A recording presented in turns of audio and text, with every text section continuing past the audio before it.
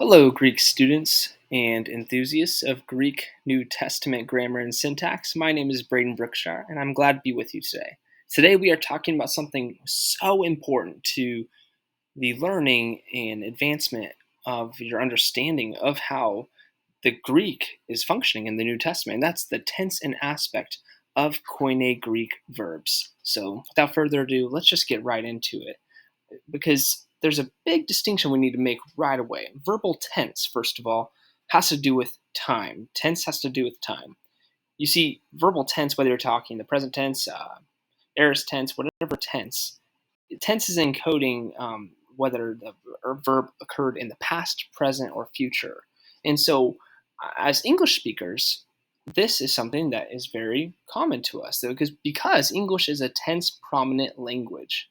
Now, on the other hand, Greek is an aspect prominent language. That means that Greek encodes the kind of action rather than the time of action as priority.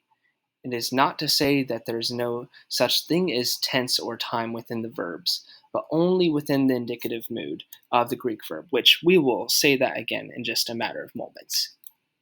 Tense as time only occurs in the indicative mood of Greek verbs. All other Greek moods, subjunctive, imperative, infinitive, etc., are devoid of conveying time, but they still encode aspect. So think about it this way. A Greek verb in the indicative mood will manifest both tense, the verb's location in time, and aspect, the kind of action, whereas the attached prefix of an augment, epsilon or eta, to the verb stem will indicate the verb in the indicative mood to be conveying past tense or past time. This is really, really important because I'm not tossing out tense by any means or stretch of the imagination. In the indicative mood, tense matters to understand the verb's relationship to time. However, whether in the indicative mood and then especially in the other Greek moods, aspect is going to take prominence in the discussion of how the verb is functioning. So, what is aspect? We've already used this term a few times, and let's just be abundantly clear in what we mean. That way, there's no assumptions on either side of our communication here.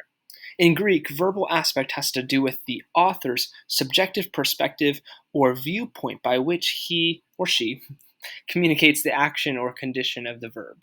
So it's the author's perspective of what is going on with the verb. Simple enough? Hopefully, it makes more sense as we unpack it. There's types of aspect, and we're going to go over each of these a little bit more depth, at least some depth, for the sake of this brief video. But Greek has three broad kinds of aspect. The imperfective aspect, which is represented by your present and imperfect tense verbs.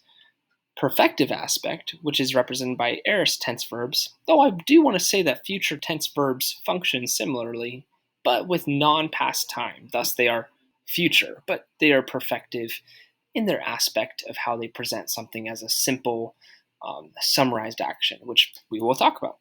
Lastly, there is stative aspect, though this can be described, I think, really helpfully as combinative aspect. That might be a better way of thinking about it, but many will still refer to it as stative aspect, but stative or combinative aspect, which is represented by your perfect tense verbs as well. Some might throw pluperfect into this category too. Okay, so in light of this so far, the primary question to ask is this: how does the verb's aspect contribute to the function of the action? What's it communicating? What's it conveying? So what we're doing here is we know we have to identify the tense of the verb. Is it present tense, aorist tense, perfect tense? You're parsing the verb as you're reading your Greek New Testament.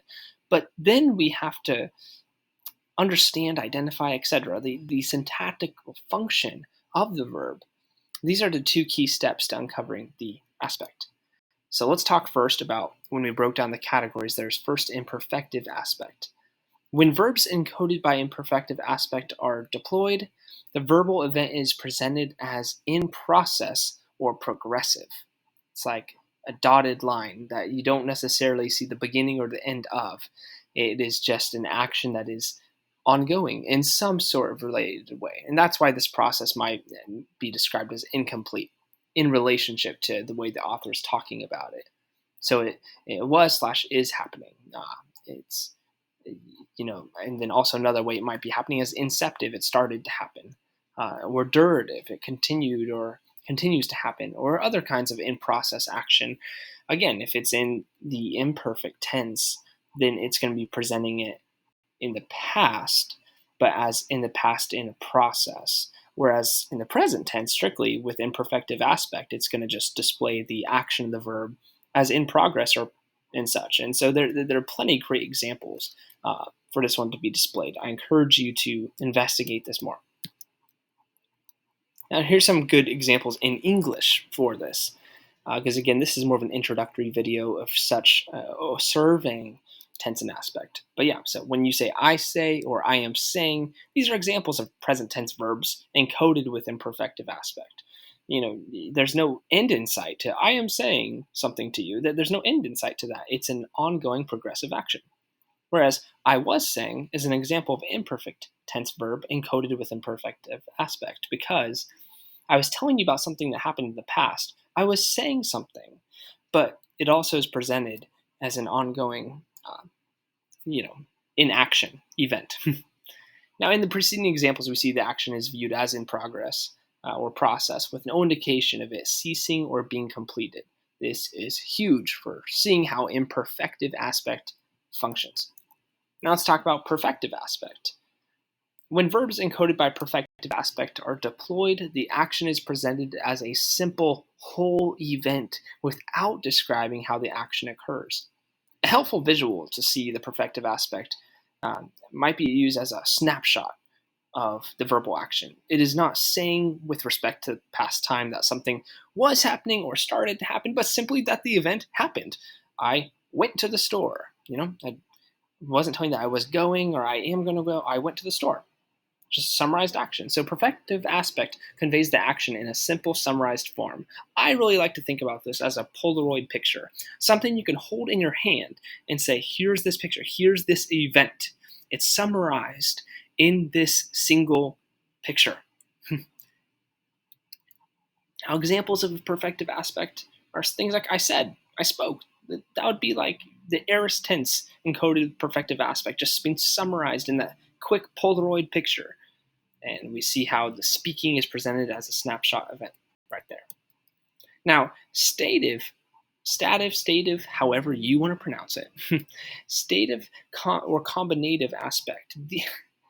Oh man, one of the hardest to communicate in terms of the richness of this aspect. So let's talk briefly about it. So when verbs are encoded by stative aspect are deployed, the action is generally, and I say that very emphatically, generally, presented as describing a verbal event along with its ongoing results. It is a present state resulting from a past action. It is a present state resulting from a past action. Now, either the resultive state or the past action itself will probably have the emphasis when it comes to the Greek text and what the author is trying to do. And again, this is where this video is not have the time to go into all the syntactic categories that each of these aspects have. And that's where you need to do further study. Now, continuing on with stative aspect for a moment, it's important to recognize that, as I've already alluded to, stative aspect as combinative because it's reflecting the perfective nature of the verbal event and the imperfective nature of its ongoing relevance. That is so important, and that's why, frankly, why I have slides where you can read most of what I'm saying in this video so you can get this in your head. How important it is to understand this statement that stative aspect is combinative because it has elements, most of the time, of both the perfective and imperfective aspect. It's combining those two in some sort of rich and even, dare I say, delicate way and manner and how it's doing that. And so your study of not just Greek tense and aspect, but of individual authors who are utilizing the perfect tense and how they utilize stative aspect, it'll be important to see what they are doing and how they commonly use it. Because, again, there might be leaning more into the perfective or the imperfective aspect, but there is some sort of way there's a combination of the two. Examples of this in English are really hard to bring out. That's where, to me, I believe that studying Greek gives you some insight that you just cannot get from simply looking at an English text. And so, as readers, as teachers of the text, we have to explain those things that even in the best English translation of the Greek text cannot come across as clear. So you have to do your best to translate, but then to teach and explain those things to bring out the richness of it, right? And so, again, not the best way of doing this, but in the perfect tense, one way of doing it would be it has been written. That's one way of saying it. Because in this example, it implies that there's a result or state of affairs that's come from the action. The action of something being written has continual or ongoing relevance. And I use this example intentionally because when Jesus refers to the Old Testament, and the gospel writers will capture him saying this with the perfect tense. They're going to there's an intentionality behind this. It's because the Old Testament being written in the past, so see, past action, perfective aspect, but has ongoing relevance, imperfective aspect. So there's a combination of these two going on. Now, verbal aspect and narrative discourse, this is kind of a little bit anecdotal, but I felt like worth including in here real quick. So verbal aspect not only has a grammatical function, but also carries a literary function. So typically verbs with perfective aspect, when you're reading narrative especially, will carry the narrative forward. They're going to be proving or providing the foreground information. This happened, that happened, you get the point. Whereas verbs with imperfective aspect will typically provide background or vividness to the narrative by giving descriptions about characters or events, and even acting as forward-pointing markers toward the emphatic points of that narrative. More on that would have to come in talking about, let's say, the historical present or other parts of narrative discourse. But it was important to just at least touch on here to simply say that verbal aspect plays a big role, not just in didactic teaching of, let's say, Paul's letters, but even in the gospel writers or even Book of Acts and how narrative discourse plays out. So my point is to be sure to allow each author of the New Testament to use different literary styles. For example, Luke scarcely uses the historical present in his gospel, whereas the other gospel writers are far more generous in their deployment of the historical present in their writing. Let's do a quick pop quiz. We've covered a few things in under 15 minutes, and so let's make sure some of these big things are captured. Which Greek mood is the only mood that communicates time? So let you think about that for a second. What's the only Greek mood that communicates time or, tense? The indicative mood. All other moods are carrying the aspect of the verb, but the tense or the time relationship isn't there in those other moods. That's why, for example, to just use one, the imperative mood, if you have an aorist tense but an aorist imperative, well, it's not telling you a past event as something commanded to do. Like you're not, hey, you ought to go to the store and buy milk, but since it's aorist tense, it's past event, it's already been bought. You get what I'm saying? It's pretty intuitive, but it's worth saying and explaining that the time relationship is only in the indicative mood. Now, aspect conveys the blank of verbal action. Aspect conveys the kind of verbal action. The imperfective aspect presents the verbal action as being what? Blank, blank. In process or in progress, something of that sort will get you to understand this. The imperfective aspect presents the verbal action as being in process, with no real sight of the beginning or end of that, typically. A helpful visual is to see the perfective aspect as a blank of the verbal action. As a snapshot, or like I said, a Polaroid picture that you can hold in just as summarized in this image. Snapshot. The stative aspect, combinative aspect, generally describes a blank state resulting from a blank action. It generally describes a present state resulting from a past action.